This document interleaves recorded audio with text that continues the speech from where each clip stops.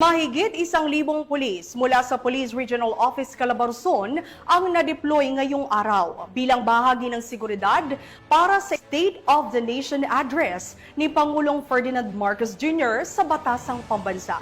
Nakibalita dyan si Patrolman Mark Lawrence Atencio. May kabuang 1,041 na mga tauhan mula sa Police Regional Office Calabarzon ang mga na-deploy upang magbigay ng seguridad at suporta sa State of Nation Address o SONA 2025 ng Pangulong Ferdinand Marcos Jr.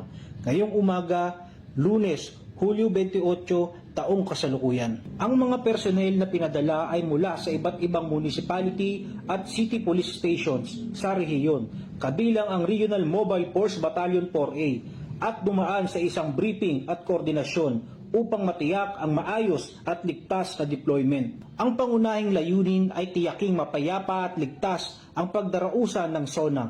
Makakaasa ang publiko na ang PNP, lalo na ang Pro Calabarzon, ay handang umalalay sa ating kapulisan sa National Capital Region at tumugon sa anumang banta o aberya sa kaganapan. Dagdag pa rito, tinitiyak ng pamunuan na ang mga tropa ay nakaalerto, disiplinado at mahigpit na sumusunod sa mga umiiral na operational guidelines, partikular sa pagharap sa mga kilos protesta at mga posibleng contingency situations.